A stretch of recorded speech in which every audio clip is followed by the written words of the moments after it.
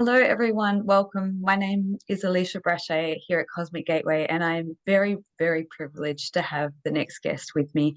I am joined here with Samuel Chong, who is an interpreter, a translator, and he has a lot of wealth of knowledge and information to share around a book that is very special to me. And I'll get you to step in and share a little bit about the Thiaoouba Prophecy or Journey to the Ninth Planet, I think was the original title. And you were able to connect with Michelle de Marquez in Australia. And so, welcome, Samuel. Thank you so much for being here. And thanks for having me here. So, let's. And let me share something about myself. Okay. Yes, please. Yes. So as mentioned, my name is Samuel Chong. I'm currently a Chinese translator and a certified court interpreter here in Los Angeles. So I mostly work with lawyers and doctors in my professional life.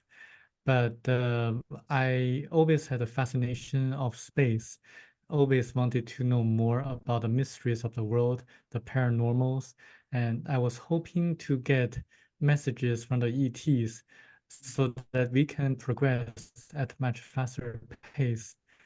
Because in my subconscious mind, if the ETs can come and visit us, geez. So back when I was born in Beijing in 1978, until my teenager years, I was always looking for books written by ET contactees. And then one day I found this book after I came to the US, and I immediately checked it out. And in the very beginning, I thought it's just another book written by ET contactees, because by that time I already had read so many books. But this one really caught my eyes because it contains all the information that I was seeking for, all the answers, the mysteries, and it contains a lot of specific and verifiable information. Yeah. And I think it's a very special book. Yeah, I would absolutely agree with you. It is incredibly special book. So you've always been a spiritual seeker or a seeker of the cosmos and understanding higher knowledge and wisdom by the sounds of it. Yeah, I was always looking for answers and solutions and spiritual development. Yeah, that's wonderful. So let's talk a little bit about the book for those who are watching who may not be familiar with the book or the information that is shared. Um, what if you were to give a description of some of the most interesting teachings that you found were the most interesting that have been you have applied to your life, if you could share a little bit about that, that'd be wonderful. Yes, the title of the book is Thiaoouba Prophecy, Thiaoouba Prophecy. Originally, it was titled Abduction to the Ninth Planet, um, and right now it has a new title, The Golden Planet. Thiaoouba, the Golden Planet. So the book writes about the author's personal experiences of being taken by this group of highly advanced, beautiful, loving, and compassionate ETs to their planet for 9 days and then came back, in which he was informed of all the mysteries and uh, important information serving as warnings from the ETs to the people on Earth nowadays. And what I learned about this that we all have past lives, and we do have reincarnations. And in our lifetime, we should take advantage of the challenges and the lessons, and to accumulate the spiritual lessons, so that we can send the experiences and the lessons back to our higher self, so that we can further develop ourselves. Because the important thing is to develop our spirituality and not to be dwelled or focused on the materialistic aspect of our lives. And this is the most important message in the book. Um, Also, the book mentions about technology. Technology should assist in the spiritual development of mankind and not prevent it from happening. So nowadays we see AI, we see a lot of technologies um, developing at a very rapid pace, and I think that's something that we should pay attention to. He Yeah. also talks about religion. Religion, yeah, Oh no, please continue. Yeah. religion. Yeah. So religion is different from spirituality. So religions are organized by people. So frequently the people tend to misinterpret intentionally or unintentionally the original scriptures of the past. And but I do think that people should follow the teachings of Christ, but not necessarily a specific organized Christian religion. Mhm. Because the most important sentence in the Bible, in my mind, is the kingdom of God is within you. So when we have challenges, when we have difficulties, we should look inside for answers and not look for answers from a politician or organized religious leader. Um, how to do that? We should meditate or pray or just have a good night of sleep, because in dreams we can also connect to our higher self. So those are some of the messages in the book, but but the book also talks about the Great Pyramid of Egypt, Yeah.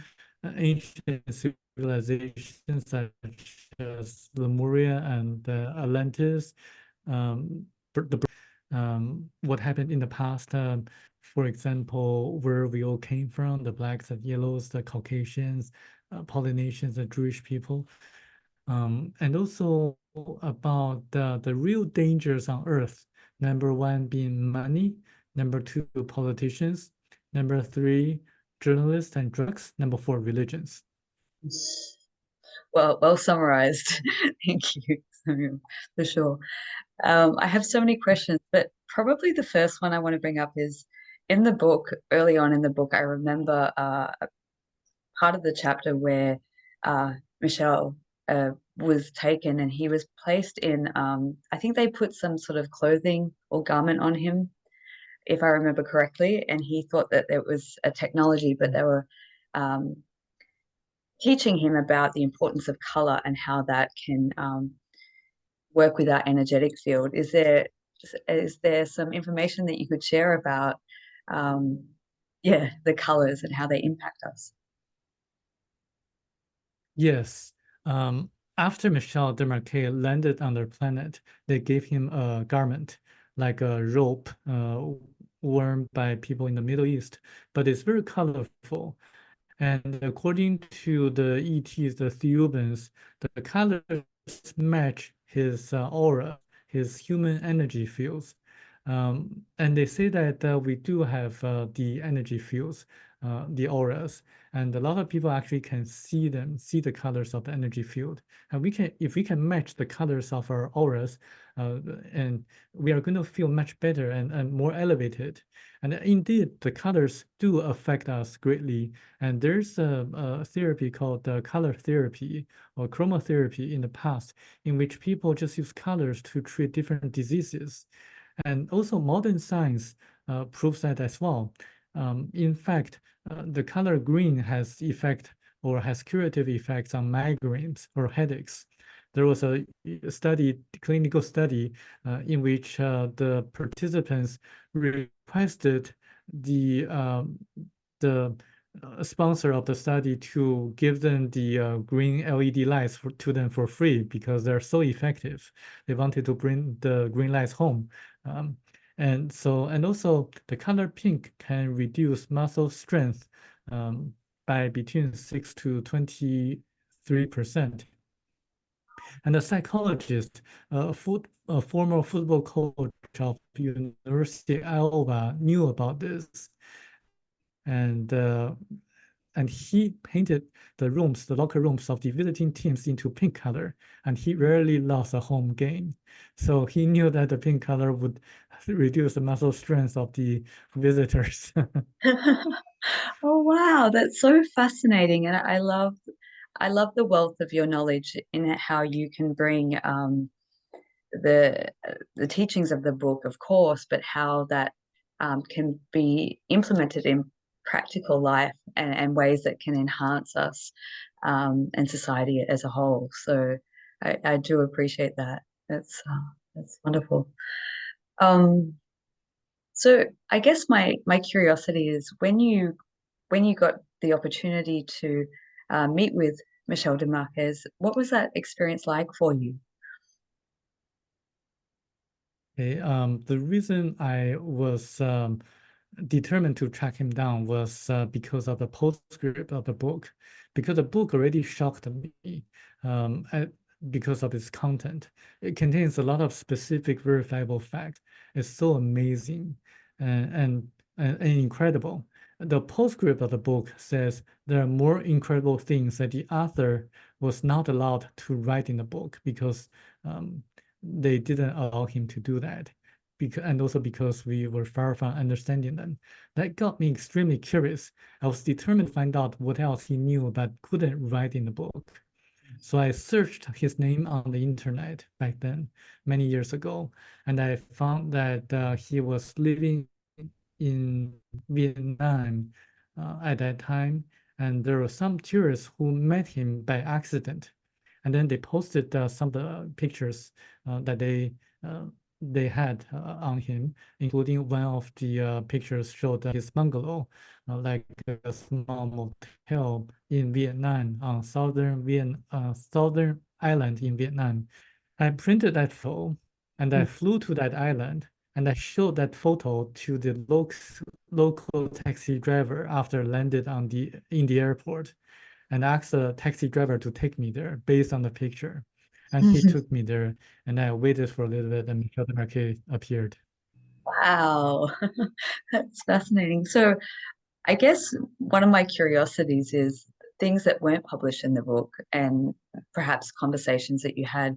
Is there any information that you could enlighten us with that would be helpful for where we're at currently in the status of the world and where we're moving towards in the evolution?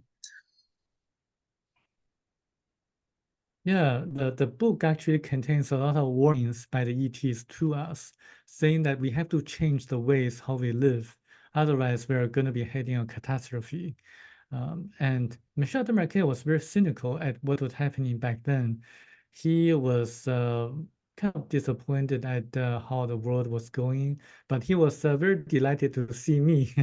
Actually, this is why he invited me to go there the second time and to reveal the one thing he wasn't allowed to write in the book. And he actually revealed other things as well, and he gave public lectures back then when he was still alive in Australia, but and also in the US. One of the things he mentioned was that actually two things that he disclosed publicly. One is about the Greys. He says that the Greys did put implants on some of us, about 100 people or so by the year 1995, just to monitor our activities, because the Greys also come from a category 1 planet, and they're a dying race because they were losing their immune system. And we have been losing our immune system as well since 1948. So the Greys were looking to learn from us how we respond to the same situation. And so this is why some people say they had the implants. But Michel de Marquet says that the ETs told him that there's absolutely no need to worry about it because they were also monitoring the activities of the Greys to ensure that no harm is caused by the Greys to people on Earth. And the other thing he mentioned was that there are three, once we are ready spiritually, the three chambers can be opened. And once that happens, everything will be known, but we are not ready yet. So this is what he said, the second thing. The one thing he told me about, he said that the ET told him not and to tell me not to reveal it publicly. But what they didn't say was I couldn't write an article about it and give as many hints and clues as possible. And this is what I did. So I wrote an article and I posted on my website, giving as many clues and hints as possible on that one thing he couldn't put in the book. And the title of the article relates to the second coming of Christ, something along that line. And you can read into that. But I can tell you that while the past is fixed, the future is changeable. The future it depends on our collective consciousness or collective actions. So we can actually change the future for the better collectively. Yes. Yeah. Oh, yeah, thank you so much for sharing that. You mentioned about the three chambers. Can you go into more detail about that? Is that any relation to pyramids, or ancient structures, or is that more metaphoric? It's very specific information, uh, definitely not metaphoric, because it talks about the Great Pyramid of Egypt being built as an energy center, collecting terrestrial and cosmic energies, so that the users, the ancient pharaohs, could use it as a communication center, a tool to communicate with people in different worlds or on different planets. And it was actually built 17,000 years ago by a person from Atlantis called Thoth, um, in a 9-year period of time using anti-gravitational technologies and super or ultrasonic vibratory systems to cut the huge stones in a very precise manner. And we have scientists nowadays who measured the signals of the pyramid on top, and showing and proving that the pyramid is actually a signal magnifier. So I think that has some scientific validation. Um, and in terms of the Sphinx, is a specific information indicating that the three chambers are beneath the Sphinx and containing knowledge and the past information. And Michel de Marquet didn't really elaborate what's really exactly inside the three chambers, but he said that if we try to use explosives, try to break the three chambers now, they cannot be broken or destroyed because they're so strong that they cannot be destroyed by detonation. Mm. Yeah, wow. Well, thank you for sharing that. That's fascinating. Have you been to Egypt? Have you traveled? I'm assuming that you travel a lot. Have you been to the pyramids of Giza? Yes, I did go to Egypt just right before the pandemic, and I went there and I was trying to get as much information as possible so that I can actually have some kind of connection with universities or researchers to explore further, especially underneath the Sphinx, to see if there are three chambers and if we can somehow find a way to open it. But unfortunately, the Ministry of Antiquities, the Egyptian government, is very kind of adamant about preserving the antiquities of Egypt. So they don't allow anyone to do that. No, no, I have I have heard that. Yeah. Thank you. Um, Two other aspects I'd like you to elaborate on. One would be around the categories of the planet, Earth being a category one. Um, and also, I would love you to shed some light on what information you have about the return of Christ or the second coming. So maybe we'll start with the categories of the planets. Okay, according to the ETs, there are a total of 9 different categories of planets in the universe. We are living on category 1 planet, which is the lowest category. We are just like elementary school students learning the basics. And the ETs from Thiaoouba, come from category 9 planet. They come and to guide us and mentor us and to give us basic principles and directions so that we don't deviate from the original intention of God the great ether, the creator of the universe. So they, being highly advanced spiritually and materialistically, they can actually join and rejoin the creator of the great ether at any time. So if you count it, it's actually 10 categories.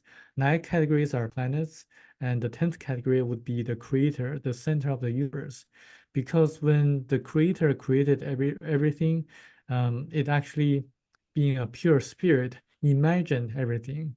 So it created the stars, the planets, animals, plants, and human beings. And when it created the human beings, it inserted a tiny portion of itself to each one of us. So we are part of God, and God is part of us. So everyone has a sparkling of divinity in that sense. So this is what they tell us. And also there's a pattern in the universe in which 9 planets revolve around the star, like the sun in our solar system. And then 9 stars revolve around the bigger star, and 9 bigger stars revolve around the even bigger star until the center of the universe, which is the source of the great ether. And I found that to be interesting because astronomers have discovered another system, solar system similar to ours, in which planets, like 9 planets, revolve around the star. So the book was written in 1991 and got published in 1993. So a lot of new evidence kind of support the content of the book. To your second question regarding the second coming of Christ, I would encourage people to read the article because it might not be what people would think. Some of the verses in the Bible that, according to the information that Michel de Marquez, the author, told me, that have some validity.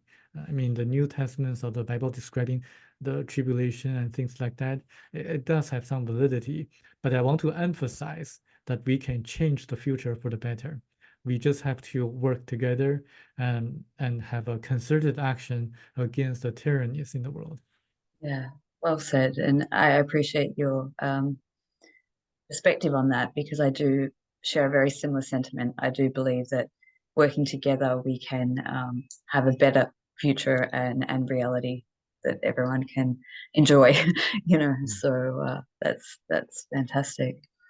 Um, the just going back to the second coming of Christ, is there any more? My feeling around it has been that it's like it's a consciousness that is returning or restoring, that we all have that spark within us. Is that similar to your perspective, or perhaps you can send me the article and I can place that in the description box too, and people can have a read. I look forward to reading it.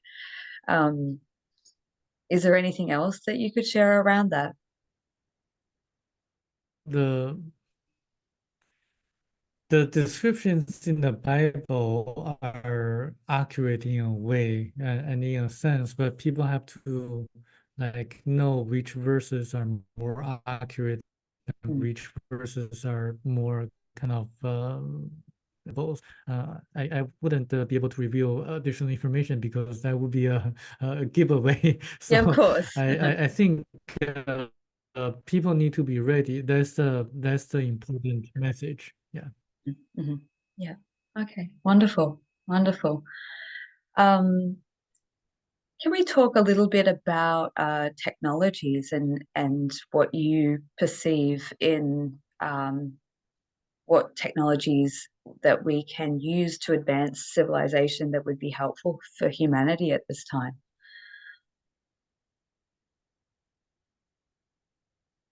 There are some technologies that we can develop to assist our spiritual development. One would be the invention of an aura camera, um, a camera that can capture the human energy fields.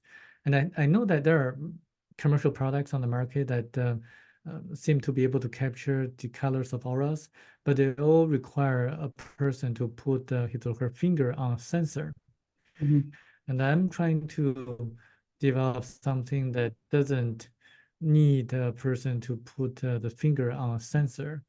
Um, and and I think that's important because people will be able to realize the importance of the psyche, the the mind to Mm. the human energy field, which affects the physical body of a person greatly. Brennan, Rosalind Berry, and Judith Collins, they are able to see the colors of auras, and they're able to foretell or predict the physical illness of a person. But more importantly, they're able to tell if a person is lying or not, if a person is spiritual or not. So if an aura camera is successfully developed, people would be able to tell which politician is more sincere and which politician is lying on stage. I like that. That's very interesting to me because I part of what I do is I can read auras and colors, so that's a part of the work that I do. But I think it'd be really good if people had like everyone who doesn't have that ability yet has access to that through some sort of technology to be able to read that. I like that. Thank you.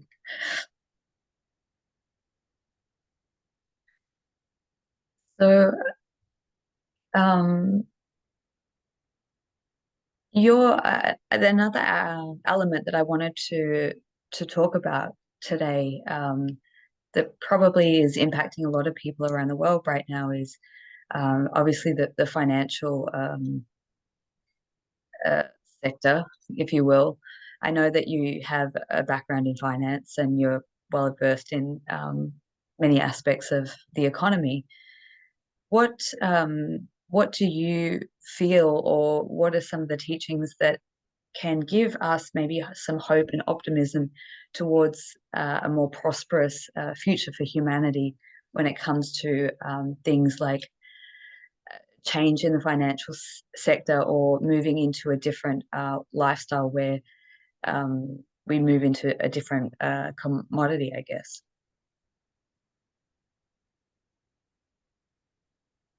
Yeah. Um, I just want to, before I go that, can you hear me very clearly because you seem to break up a little bit from time to time? Oh, okay. I can hear you clearly. Let me just Okay. readjust my microphone to see if that is that better. Can you hear me okay? Yeah, yeah, that's fine. It seems to be the connection or the reception of the internet, but I can do that. Yeah. In terms of the financial markets or financially, how to become more financially independent, I do think that if people are having financial challenges, they should first look inside for answers and to ask for help from their higher self, look for guidance. And the second thing they need to do is to really have the knowledge to know that we don't have to rely on the system because there are a lot of ways to save money and to really earn money as well. And we are like spiritual beings, and we don't have to really rely on the medical insurance system. We don't have to rely on the pharmaceutical companies. We don't have to rely on a lot of the things that are imposed on us. For example, I personally I'm a student at a local community college, and I just don't want to spend a lot of money on health insurance. So by being a student at a community college, I can get student health insurance to comply with uh, the requirements of certain government um, like requirements, and that only costs about like $20 per semester, and but the most important thing is to be healthy and have the knowledge to be healthy. And by that, I have accumulated certain knowledge on how to make myself healthy by eating natural, unprocessed foods. Because processed foods, they are not natural. So when the stomach try to digest them, they take an extra amount of energy, and also natural foods contain the energy fields, the auras of the plants, So when you eat natural foods, you are absorbing the energy of the natural plants and fruits. So this makes you more healthier. And also, I would suggest people to follow and to read books written by Anthony William. He wrote books called Medical Medium, and especially the book Thyroid Healing, talking about cancer. So once you have the knowledge why the diseases occur, you're going to be able to know how to respond to certain situations. And also, there are ways to save money on education, because nowadays people don't need to rely on the reputation of a university, because what matters is a license that you have. You can go to like alternative schools to get a license, for example, massage therapist license, or even as a lawyer, you don't have to go to a university paying $200,000 to get a Juris Doctor's degree. You can go to an online school and then pay about $3,000 per year, and for 4 years you can get a JD degree, and you can take the bar exam. So you don't have to spend too much money on education in order to obtain a license. So you can just search and find out more information on that. And I think it requires knowledge and the intention to save money, and to earn money. It also requires your passion. You have to find out what your passion is. Once you enjoy what you do, money will come later. And it takes meditation and other means, maybe other ways to find what you're really interested in. Yeah, yeah. Oh, that's very well said. Thank you so much for that. And really useful information. And I agree, things are changing a lot. So the traditional ways of education is changing so that more people have access to it, more affordable and more practical in daily lives. So I think that's great for people who want to pursue perhaps new career paths, or take up learning about things that are of interest to them. Yes, exactly. Mm. So have you had your own contact with beings? Obviously, you have, my impression of you is that you have a very healthy, balanced lifestyle. Um, have you had your own conscious contact, or do you have ways that you connect with your higher self or other beings? Now, when I try to connect to my higher self, I meditate and I sleep, I have a dream, something like that. But in my subconscious mind, I always tell myself, let me just navigate the system. Let me work on my way through without the assistance or context by the ETs, because that's the most efficient way to learn. It's similar to a parent trying to teach his son a mathematical problem or solution. He wouldn't just give the answers to his son directly. He would just tell his son the basic principles and ideas, and the son would work his way through and to solve the problem on his own. That's the most efficient way to learn how to solve a problem. So similarly, I don't want their help for now, unless it's absolutely necessary. And so that's a bit. So this is why some people ask, like, why don't the ETs just show up and UFOs just appear on in front of the White House? Why that doesn't happen? Because one thing is that we are not ready yet, and the second thing is that they would like people on Earth to find their own solutions so that they can learn and graduate um, uh, from the university here on Earth analogy. And I'll give you another analogy. There's a biologist in Mexico that saw a very rare species of butterfly trying to come out of the cocoon. Um, and it's struggling to come out and barely coming out. And being a very kind-hearted person, the biologist opened the cocoon so that the butterfly could come out. Mm. The butterfly came out, but it couldn't fly because in the it actually needed the struggling process in order to make itself to be able to fly. So similarly, people on Earth need to struggle and find a way to survive for the long term on Earth in this kind of process that we all have to go through. So we have to experience the challenges on Earth in order to be able to survive for the long term on Earth. Mm. Thank you. Thank you for sharing that. You're just a wealth of knowledge. Um, what are some of the thank you. I really appreciate that. What are some of the things that you feel are most beneficial that people would be watching right now? Um, what could you share that would be useful for people right now who are perhaps going through struggle, whether it be through their own process of uh, what's the word I'm looking for? Ascension or evolution, many terms or phrases, but also maybe struggling with the practicalities of day-to-day living.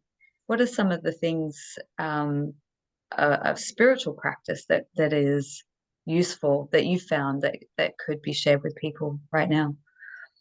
I think the most practical thing to share is to follow the teachings of Christ, to love one another. That's the most important thing, because everything is about love. And to the people who are very logical, I'll give them some facts. Mm-hmm. When a person dies, so for example, when I die, my astral body leaves my physical body. And then there's the life review process in which everything I did in my lifetime will be shown to me holographically, like in a movie. And everything that others felt will be felt by me as well. So, for example, if I hit a person, the pain, the suffering of that person will be felt by me after I die. Mm-hmm. So, what you do to others will be felt by you. So, that's the thing. So, if you think about this, just treat everyone nicely, whether it's a beggar on the street or someone who hurt you in the past or someone who just needs your help. Just think about that. We are all created by the Creator, the one God, and we are all connected to each other. Mm-hmm. So we are brothers and sisters. So be nice to each other and follow the teachings of Christ and be compassionate, and then you will be rewarded greatly after your astral body leaves your physical body. Mm-hmm. Well said. Thank you. Thank you very much. What what are some oh sorry, let's just wait till that connection comes back. Thank you, Samuel. Okay. What are some of the projects or interests that you're working on currently that are inspiring you that you would like to share with us?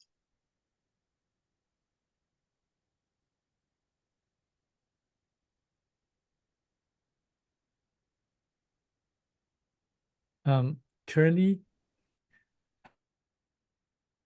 I am trying to promote the messages in the book, and I also encourage people to get the book from the library or from elsewhere because the book contains a tremendous amount of information that has practical value that can really help the people to develop their spirituality and to solve their current challenges. And a lot of readers who were desperate or having tremendous amount of pressure in lifetime after reading this book feel relieved. And people who were thinking about committing suicide after reading this book um, are feel that there's a great bright future in their life. So they up the idea of committing suicide. So this book actually is the most important book that I ever read, Mm-hmm. and I think it has the greatest return on your investment because I have a financial background that I studied all the techniques of investing in the stock market, and I think reading this book is the best investment you'll ever make in your entire life, because it's the spiritual knowledge with practical information that can help you to grow yourself. It's actually, I can say that for people who are ready to read the book, they're going to be greatly rewarded by the information and knowledge contained in the book. I believe so too. I believe so too. One aspect that I was very curious about, you talk a little bit about astrology and how um, different astrological placements can be, I guess, relevant to the past and present and future. Is there anything that you could share about astrological alignments?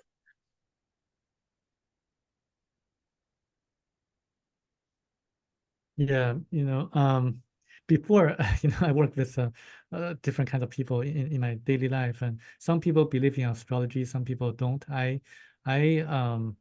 was trying to find a logical explanation on why astrology works. And Michel de Marquet, the author of the book, wrote actually a different book called Nature's Revenge, in which he mentioned about, from his perspective, why astrology works. Is that the positions or locations of planets do affect the electronic magnetic forces of the things we have on Earth. So at a certain moment of time, at a certain location, it would have different electromagnetic forces depending on the positions of the planets in our solar system. And when a person is born, the astral body goes into the embryo. I mean, goes in embryo and then comes out. So when a person is born, the electromagnetic forces of the electrons affect that person. So that person tends to have certain characteristics depending on the forces of the electrons. So it's actually a little bit more detailed. In the book, explains that the astral body of a person is composed of all the electrons, and in which 81% of electrons come from the higher self at that person. And then the other 19% comes from nature. So the electromagnetic forces of the of nature affect the 19% of electrons of the astral body of a person. So this is an explanation given by the book. So I would suggest people to read the book. So this is why astrology can predict certain things and certain traits and patterns of a person. Thank you. Thank you so much. And I definitely, in the description box, will put all the details for people where they can purchase the book and get access to it. So, Yes. um, you have I'd love to know a little bit more about you, if that's okay. You have a very, how can I say, a very diverse background professionally and personally. What can you share about your own personal journey to where you are today, as a spiritual seeker, but also, working as a translator, and working in finances? Like, how have you interwoven the two aspects of your life, and how has that enhanced who you've become?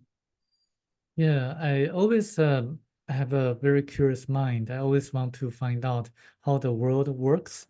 So back in college at UC Berkeley, I studied economics, hoping to earn a lot of money from the financial markets by playing the stock market and the futures commodities market.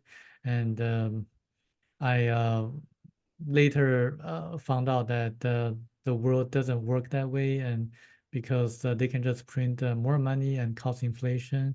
And no matter how smart you are, including Warren Buffett, like how smart Warren Buffett is, it doesn't really matter. They can just print more money because it's actually controlled by a group of people who founded the central banks in the world.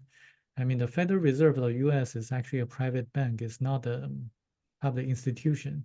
It's semi-public, but controlled by the shareholders who are major financial banks. Mm-hmm. So on top of the financial system, like very few people know who they are. And I think that actually discouraged me of going into this field of playing the stock market to earn more money. And also, actually, after I became a translator and certified court interpreter, I translate certain documents of the people who were in the financial industry, and I really don't like them very much because they treated women very badly, and they cursed a lot, and they treat women like animals. Just like, it's really, you don't know how devious they are. They're really bad, and so this actually caused me to rethink about everything. And I also, like in my college years, I wanted to become a doctor because my parents are Chinese herbal doctors. And so I took all the science classes, the biology and organic chemistry and chemistry. I had a lot of difficulty in getting a good grade. So so I sought for help from my classmates, Mm-hmm. but the classmates refused to help me.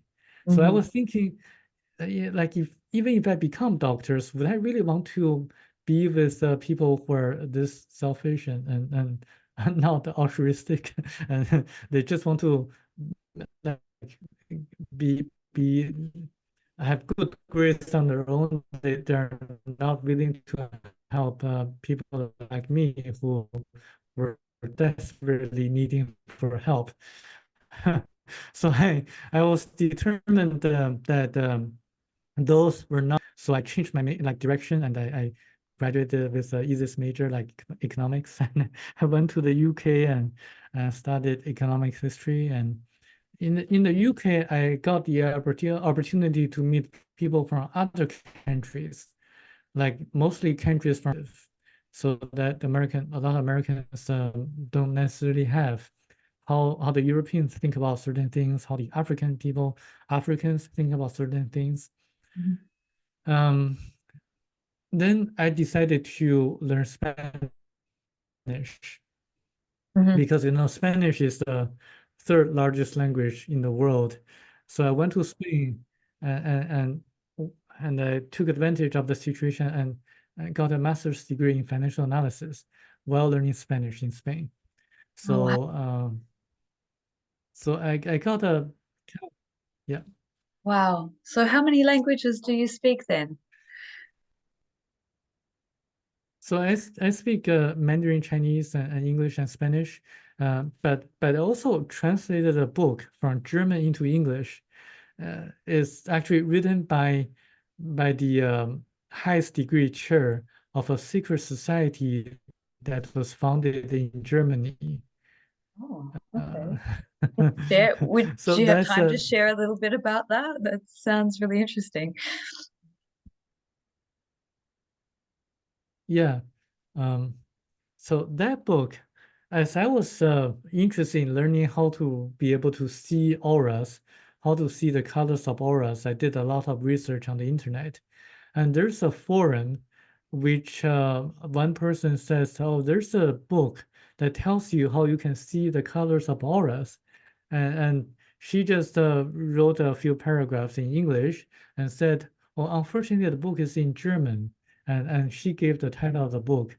I found that to be very interesting, so I checked the book out, and I decided to read it. And but I really don't speak German that well, so I had to translate it into English first. So I did the translation with the assistants, and so I found out that it contains very interesting information on how the author became the highest degree chair of the Illuminati. It describes how they used the ancient form of astrology to predict future events, how they're able to perceive auras, how they're able to influence the minds of the people, how they're able to manipulate the major corporations and politicians to their purpose.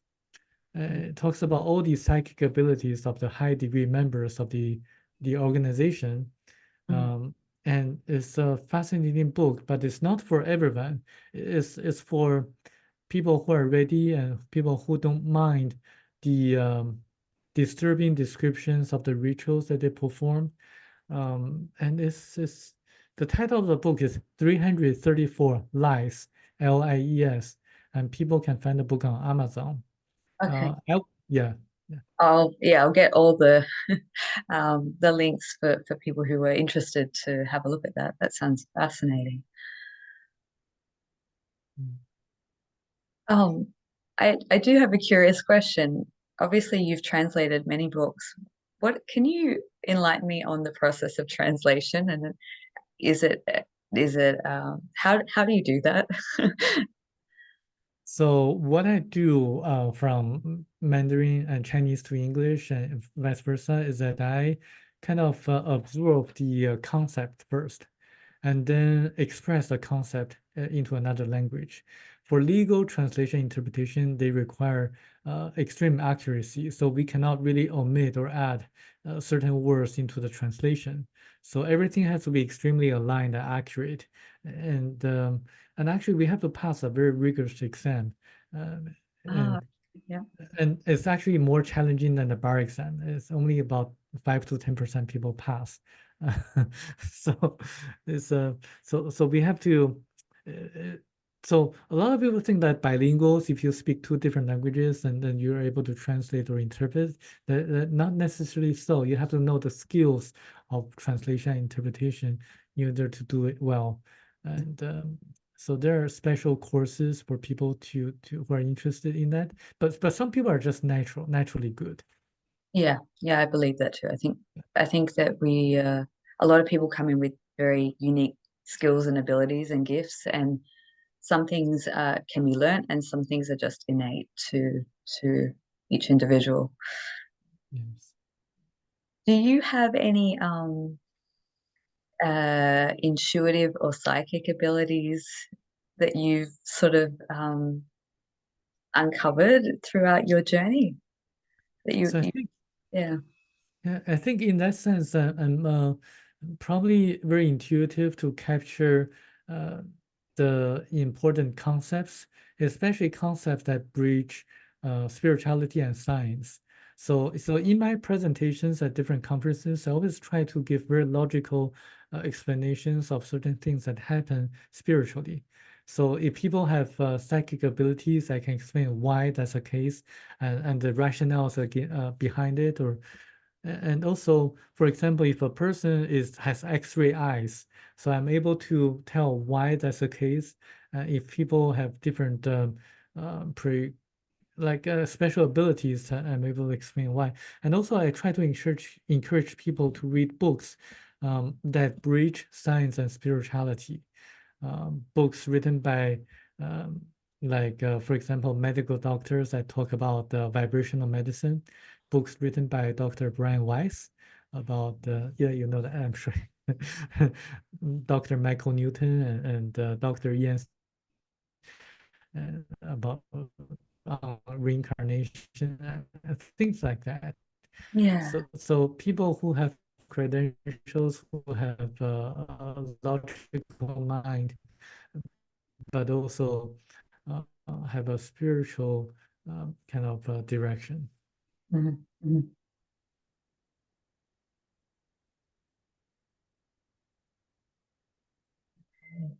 Just give it a second and let the internet reconnect. Thank you.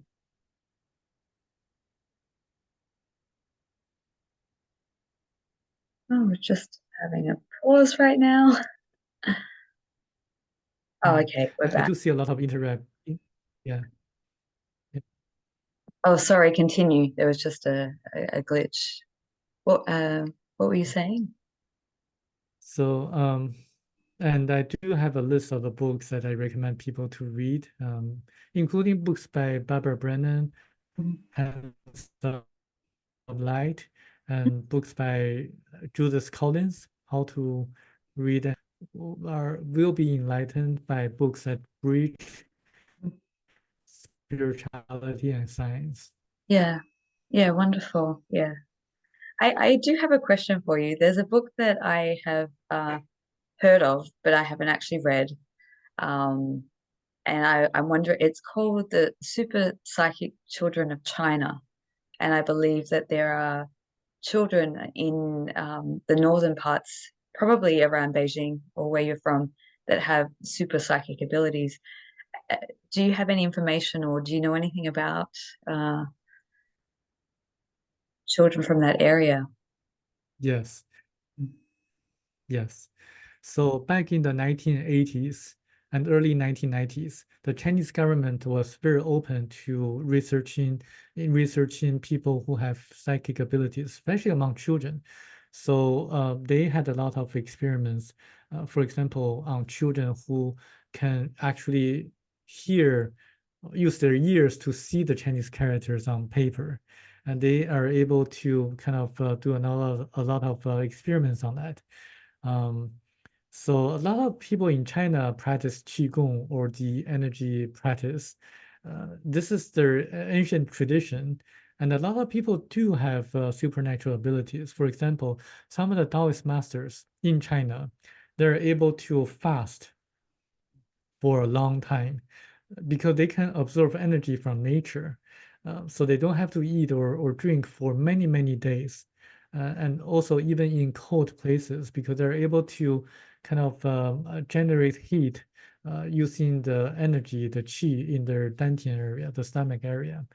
So they have the abilities including to levitate. So this is why a lot of the fairy tales in China are actually based on true stories, like Journey to the West, the supernatural abilities of the Monkey King. They can be done by Taoist masters in the ancient past in China. So in China they do have this kind of tradition to practice qigong and to obtain this kind of um, like awareness that are sometimes very psychic.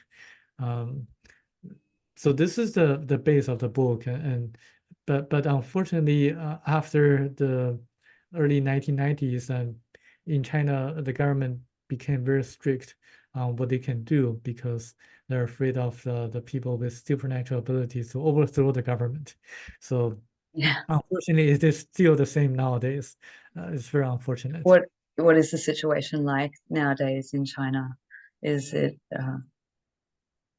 is it still very censored and restricted?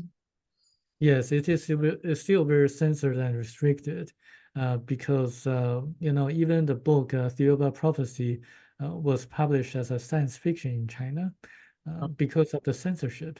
But we got it through. But Taiwan is a different story. Taiwan is a democratic country, and people have the freedom to publish anything that they wished.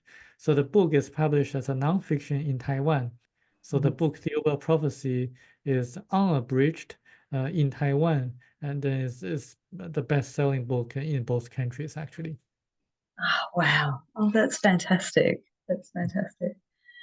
Well, Samuel, I can't thank you enough. But before we wrap up, I would love to know or hear any thoughts or perspectives that you might have of what perhaps we can expect for the world, for society, um, in this time of transformation and change that we're going through right now, whether that be, through society, financial, energetic changes. I'd love to hear your thoughts on perhaps what we could expect in the coming days, weeks, or months. Yeah, I think there will be some kind of turbulence in the world politics, especially the wars that are going on right now. Um, but I do think that the most important thing is for people to wake up and to act collectively. Mm. Because in the book Thiaoouba Prophecy, it shows that it took only about 4 people to kind of change a dictatorship government into a democratic form of government, because if everyone acts together and have a major strike, um, then the government, the leadership would have to listen to the demands of the people, because the poor, the people who are unprivileged, if they unite together, they're going to lose very little individually. But the people who have power, they're going to lose the most. They're going to lose humongously because they rely on the slave labor of the common people, the mass, to profit themselves. So if we stop working for them, if we stop the machine from running, then they're going to have to cater to our demands. So I think that's the most efficient way to go about that. That requires concerted actions in a non-violent way. So we have to do that non-violently, just like what Gandhi did in India, what Dr. Martin Luther King preached in the past. So people have to know this and to act together. Beautifully said. Thank you so very much. It gives me inspiration and hope for what is coming. And it's just been such an honor, honestly, to connect with you and to speak with you today, Samuel, and to hear your perspective, but also to bring forward the teachings from the Thiaoouba Prophecy and Michel de Marquez and the brilliant work that he brought into the world. So thank you so very much. I look forward to perhaps following up and connecting with you again, and perhaps we can have part two if you're interested in that. We could dive in deeper and explore more topics. Yes, definitely. Wonderful. Well, thank you so much, Samuel. Thank you everyone for watching. And until we connect next time, stay in a centered place in your heart and remember to follow your higher self and your guidance. So until next time, thank you. Bye-bye.